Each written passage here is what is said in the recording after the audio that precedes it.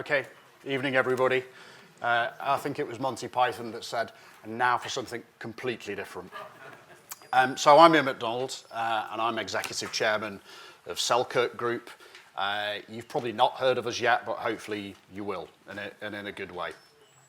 So who are we, and what's our plan? Well, Selkirk, right now, we're a shell company. We're listed on AIM.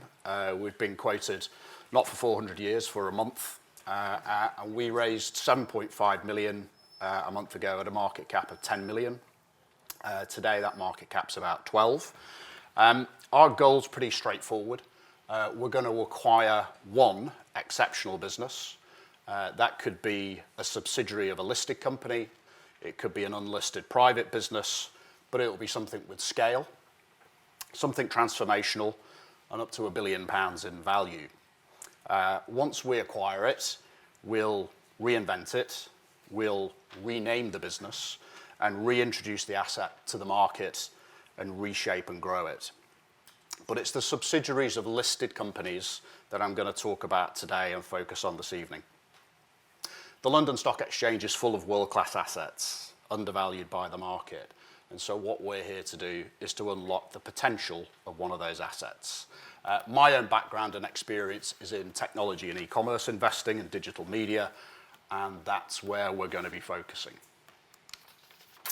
So here's the team. As you've probably heard a number of times, the secret to a great company is the people. And at Selkirk, I think we've brought together a pretty great mix of talent. So I'll start over on the left-hand side with Kelso. Selkirk was born as a joint venture between my business, Balerian Capital, and Kelso.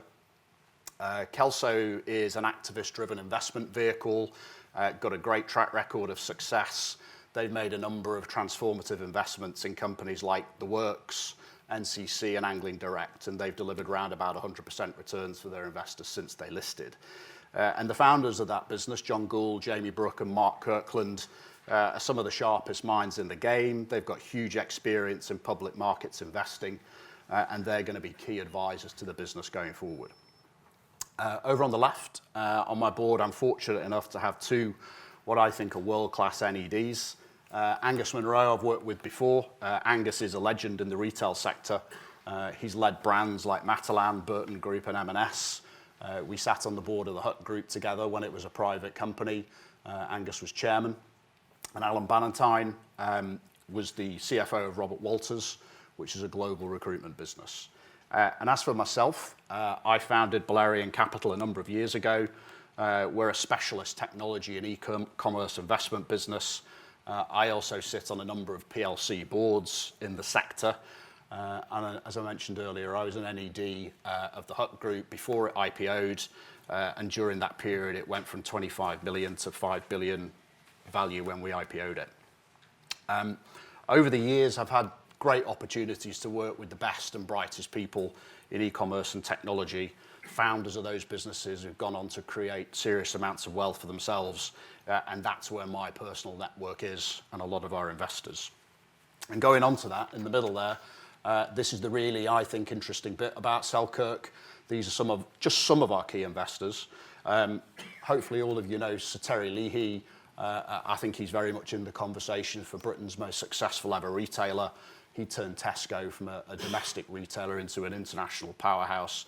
And what a lot of people don't know, he's gone on to be one of the most successful investors in technology and e-commerce companies in Europe. He's invested with me for many years, and I'm pleased to say that he's Selkirk's biggest external investor. His knowledge and network in FMCG and retail in particular is second to none. We've also got David Speakman on our register. He's the next biggest shareholder.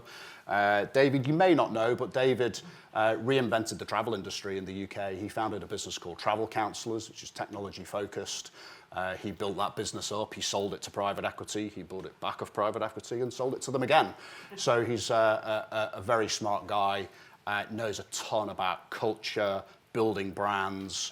He's a great mentor to me, and he'll be a great mentor to Selkirk as well. And on a more financial bias down at the bottom there, Martin Boland and Oliver Hemsley.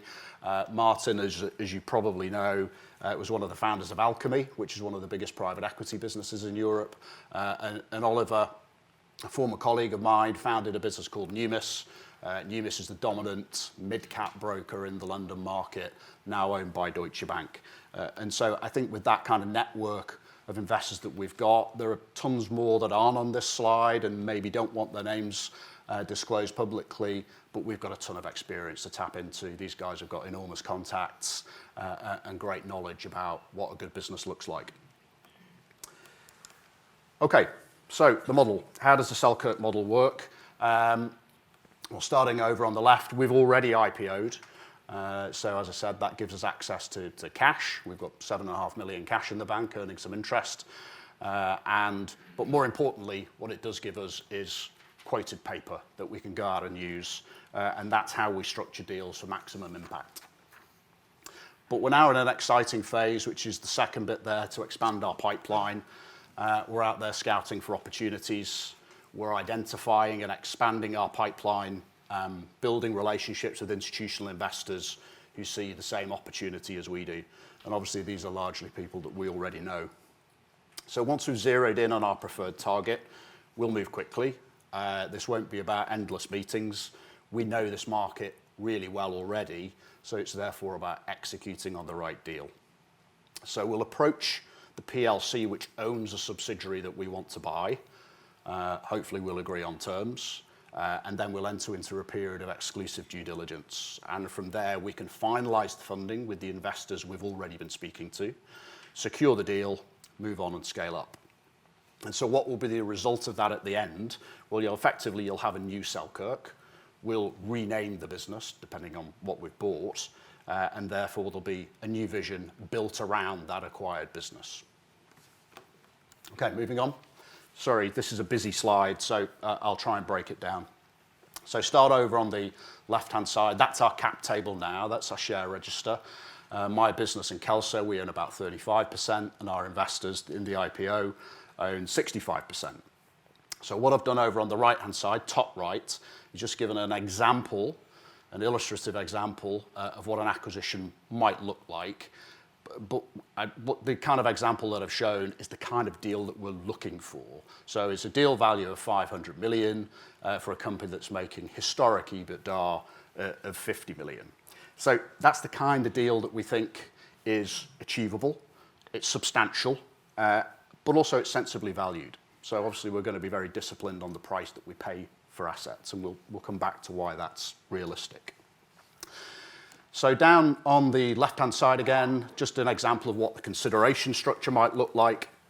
So what I've modelled here for you is a structure with 50% cash and 50% new equity, which we issue to the vendor of the asset that we're buying. The cash component, that comes from a mix of new debt and new equity that we issue to new institutional investors. And so that really just highlights how we're just leveraging the value of having the paper. So what this approach gives us is flexibility, scalability, and speed. We can move quickly. And in terms of returns to our investors, what you've got is a combination of improving the profitability of the asset. So the kind of situation that we're going to be looking for, we'll be able to improve the profitability by enhancing the management team, helping them zero in on the strategy. And so, as you can see there, I've improved the profitability from 50 to 70. I mean, I've put it over on next year's EBITDA, but you know, this could be a line of sight out a couple of years. So by improving the profitability just a little bit, by improving the multiple just a little bit, and by adding some financial leverage, then the kind of returns that we can deliver down at the bottom, averaging triple digit, depending on when you've invested. But what we're really looking to do is to deliver private equity style returns by using a private equity style structure, but we're making it available to all investors, not just institutional investors, but retail investors. You guys can go out in the market, you can buy shares. So why now? So at Selkirk, creating value is not just about buying a business. We've obviously got to buy the right business. We've got to buy it in an area that we know well, and ideally an asset that we already know well. The goal's simple: find a great asset, pay a sensible price. Unfortunately for us, UK markets have been underperforming for years. In our view, They're materially undervalued, particularly versus overseas markets. I'll very quickly show you this. Looks a bit busy, sorry. Left-hand side is how various indices are performed. Right-hand side is the PE. Green and black, US. Purple, Germany. Red, UK. And so obviously in terms of valuations over there on the right-hand side, you can see that valuation gap between UK right at the bottom and US there at the top is as big / bigger than it's ever been.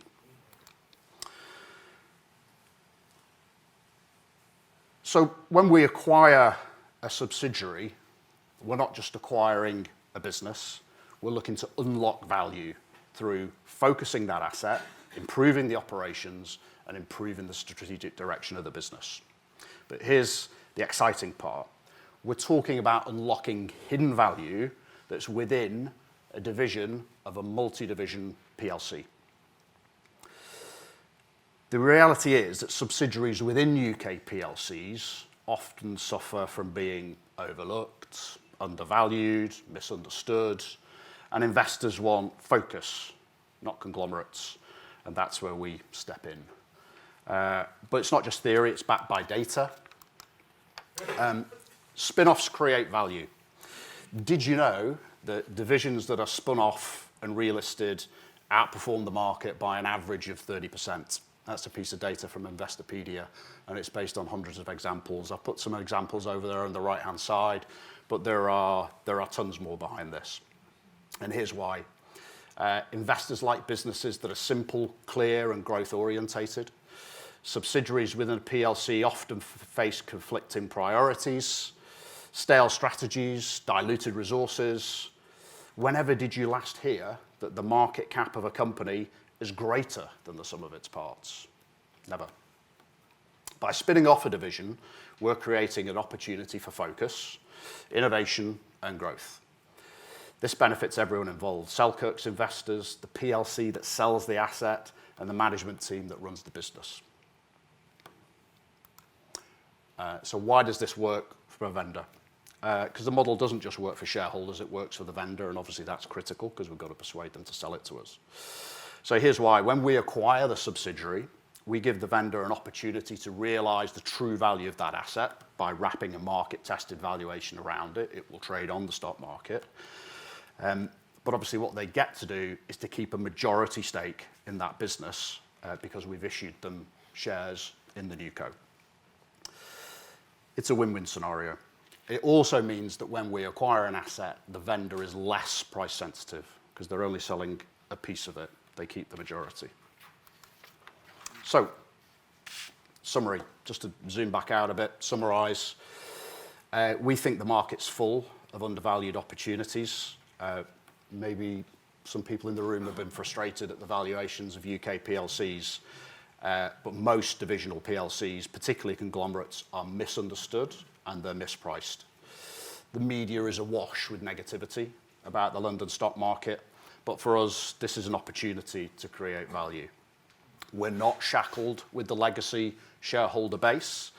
Our share register is going to be tight, and it will be populated by people that understand our business and understand exactly what they're investing in and the value of that asset. And history shows that spin-offs unlock value. Focus equals growth. And the simplicity of the investment case means that the right assets also find the right investors. And that means we can create a lot of value for our shareholders. Thank you. That's the presentation.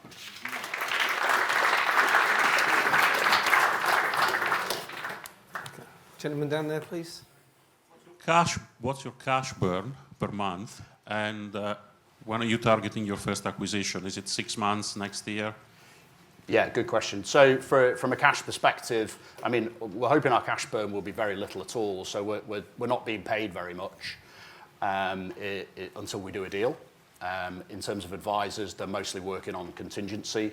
The 7.5 million will be sat on deposit, earning hopefully 3-4%. So cash burn will be minimal. So in the worst case scenario that we've not done anything in a couple of years, then we'd be looking to hand most of the money back. Clearly, that's not why we're doing it. In terms of deals, we've got good ideas. We went into this with ideas of things that we'd be interested in buying. So I'd be looking to make a first offer in Q1 next year. Realistically, it takes 3 to 6 months to conclude a deal. So hopefully it will be up and running middle of next year, back end of next year. Okay, gentleman here, please. Thank you for a very interesting presentation. 2 quick questions. You say that the vendor of the company, the PLC that owns the subsidiary, Yeah. will maintain to have a majority vote, 51%. Where does that put you in terms of ownership and taking decisions? And secondly, you say there'll be dilution when you have to generate more cash. How would that be beneficial for existing shareholders? Yeah, sure. Good question. So obviously the further dilution comes next. So at the moment we're a 10 million market cap company. So if we're going to buy something for 500 million, then we'll raise that from a combination of debt and new equity. So we'll issue new shares to the company that we're buying, the PLC off, the subsidiary off, and we'll go to institutional investors and raise new money. Now, we will look to do that at a premium to our current share price.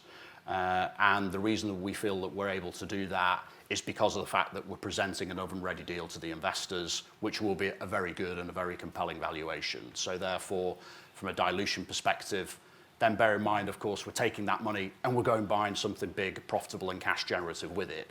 So whilst our current investors now will own a smaller percentage of the business, it'll be a much bigger cake that they've got a smaller slice of. So, in terms of value creation, just using those broad numbers, we think that, within 12 months of buying an asset like that, we've got the ability to double the shareholder value of people who buy now. Yeah, so, well, look, it's just standard corporate governance like any other company. I mean, there are plenty of businesses out there where there's a majority holder. We think it's actually really important that we keep the PLC motivated by making sure that they are a majority holder. We'll have a standard board in place. The PLC may or may not want board representation with us, but we'll be listed on AIM. We'll be subject to the PERC corporate governance standards that everybody else is, and the business will be run by the board. Clearly the PLC is going to have a high degree of influence, but to be fair, it's a kind of quite a non-standard company, and I don't see that as a negative. Thanks, Steve. Yeah, sorry, just a few questions. Sure.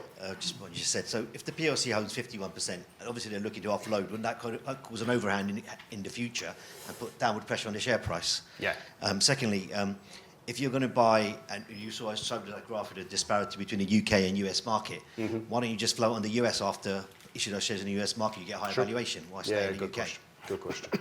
And is there many businesses worth £500 million just hanging around there? Because there must be, there are not many big companies with £500 million businesses. You're not going to make me name any. I'm not going to do that. Okay. All right, sorry. So your first question was downward share pressure. Yeah, look, so generally it's like any private equity business floated a company, there would always be a lockup. So we would go in and that the PLC would have a lockup on its shares of at least 12 months, hard lock, and then another 12 months soft lock. So kind of standard stuff. The chances are they're going to have quite a bit more than 51%. Would that be an overhang? Look, potentially further down the line, but hopefully by that point in time, the business has moved on anyway. And obviously all the time, we're going to be looking to encourage new investors to look at the business anyway. And of course, big institutional investors, they actually need liquidity. From the company's point of view, yeah, they could well view this as a funding source going forward. So that's the reason for doing a deal with us rather than just demerging the company and just having it float. If you maintain a majority stake, then that does mean you can sell down over time and realise cash to help your own balance sheet. So why wouldn't we relist in the States? Look, that's a really good question. I think even doing a 500 million deal is too small to list in the States. Really, unless you're over a couple of $2 billion, you're off the radar over there. It's just a totally different environment. I mean, there are lots of small cos over there, but they get very little coverage. So I think that's, provided we've got the right, I think in terms of listing a business in the US, you've got to have a business that US investors that's relevant to them. So it would need to be a business that they'd heard of, it had material operations in the US. So I think if there was a good reason to list the business in the US in the future, then that could be a further source of, you know, multiple arbitrage. And are there tons of opportunities knocking around like this? Yeah, I mean, our pipeline's got a number of companies in it. You know, bear in mind that we can look at private businesses as well. That's part of the mandate of the business. And there are lots of companies, you know, within private equity, within private PLCs as well that are multi-divisional. So, yeah, I mean, look, we feel there's plenty around to keep us busy, yeah. Thank you. Anybody else at the moment in the room got a question? I've got a question. So these companies you're going to focus on and target, so you see an underlying strength, but that they're not capitalising on it, whereas you can with the people you've got in your team. Yeah, absolutely. So look, we've got access to an incredible network of people. I'm not necessarily saying we'd be putting Terry Lee here to run the business, but he knows a ton of people that would be good at running the business, FMCGs, things like that. So improving the management team, there might already be a really good management team there running that division of the business, just looking for their own P&L to work to, their own balance sheet to be able to deploy, and we might just need to augment that management team. So I was going to say, would you, if they got a good team, you know, a good nucleus there, absolutely, yeah, they could still. Yeah, I mean, you know, and they can be incentivised through the equity to do that. We've got the ability within our articles to do a 15% MIP. That only pays out if they've created material value. But you know that's quite an attraction for a management team. But I think we've got the ability to attract top people to run those businesses. We'll put the management team in that we need to. So what's the main driver for doing this besides making money, I suppose? Most of it I just give to charity. It's fine. Yeah, look, just opportunities. I've said before. I mean, you know, I've been working in the London market for over 30 years. And I find it quite depressing to see what's happened to the London market. London used to be a whisker behind New York, and now it's just miles away and declining rapidly. But there are still tons of good businesses out there. It's just our capital markets are a bit broken at the moment. But, you know, hopefully, you know, that will eventually change. I mean, ultimately, if there's capital and if there's a valuation anomaly, capital tends to flow and fill it. You know, maybe this government will do something better. Don't know. Let's see. But you know, we're just busy. You know, I sit on a few boards myself, and you kind of look at the valuations and think this is just crazy. So I think there are plenty of opportunities out there to do this, and it was that, you know, that feeling of frustration that led us to do it. Because you do get, you know, sort of mixed reviews about AIM in general, don't you? Yeah, you do, and you know, maybe companies. there are kind of more fundamental questions about AIM. For us, AIM works really well. You know, we were able to get a listing done quickly. We've now got paper. We can move quickly to do deals. So the restrictions on you know, the legal process you have to go through to execute a deal is good and works for entrepreneurial businesses. Maybe just AIM's had a bad rap, or you know, quite a few of the businesses that have maybe listed on there that shouldn't. But fundamentally, there's no reason why a growth market shouldn't work. Yeah. Maybe we just got a bit smarter on how we allocate capital in our pension funds and things like that. Thank you. Steve? Thanks, Steve. Just out of interest, did you assess Equus or evaluate what it would be like to list on Equus as opposed to AIM? What's the difference? I don't know Aquis particularly well, actually. I mean, most of our investing that I do today is kind of on NASDAQ and, you know, the bigger companies in the UK. I guess really, what do we need to do? We need to attract as many good quality investors as we can. I don't want to be negative about Aquis because I don't know much about it, but I think AIM relative to Aquis is bigger and more liquid. We're on AIM now because we can't be on the main market because we've not been around long enough. We've not got a track record. So if anything, we'd be thinking about going the other way. And to come back to the question earlier, you know, maybe one day we have to end up on an international market depending on what asset we buy. So right now, I don't think Aquis is what we need to do. Yeah, okay. Well, at the back. Thank you. And what's your exit route or route to realisation of value, and over what timescale? That's a really good question. And actually, I probably should have spoken about that more in the presentation. So often one of the blockers to acquiring a business is when it's hidden away within a PLC. So again, everybody always talks about some of the parts and it's worth X and it's worth Y, but at the end of the day, the value of the subsidiary is what the value of the subsidiary is, of the PLC is rather. And so it does make it quite difficult for trade buyers to come along and buy assets because they've got to deal with the whole PLC. By backing an asset out, wrapping a valuation around it, market testing it by allowing it to find its own share price, it makes it much, much easier to get trade buyers interested in these assets at all. Now, the second point is, we've all been doing this for a long time. We know what trade buyers like. We know what private equity buyers like, because we've built businesses ourselves as a group that have been sold to trade and private equity. So we can set up the strategy to make it oven ready for that kind of exit. Timescale, I wouldn't necessarily want to put a timescale on it, but none of us are getting any younger. It'd be great to have it done within 5 years. Gentleman here, please. Yes, that's you. Me, okay. Yeah. Thanks for that.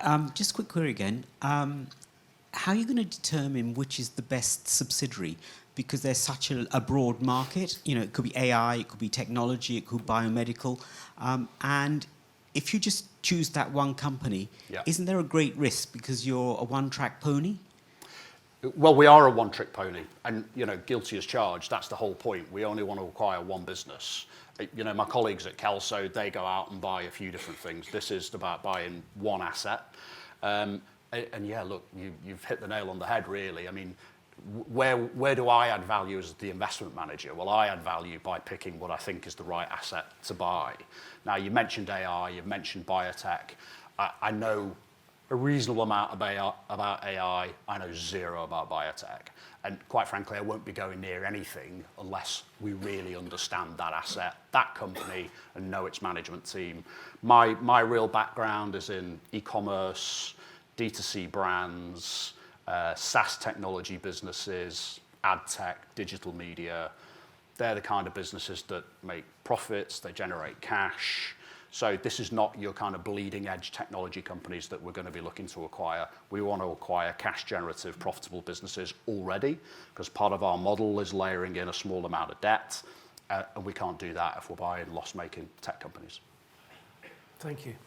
I've just got a question about liquidity. You've only just put shares to the market, and presumably the investors who bought the shares in the first instance were assuming that you were going to deliver what you're going to deliver. Yeah. So why would they be selling at this point in time? Yeah, look, good question. I don't have 100% control over, what people do. Maybe they might feel, oh, well, okay, I made a little bit of money, I'll let a few go. I think they probably understand that an important part of the model is getting a wider shareholder base, maybe getting a little bit more positivity in our share price. So they may feel that, well, look, okay, it's fine to let 5% or 10% of my holding go because the other 80-90% will be worth more.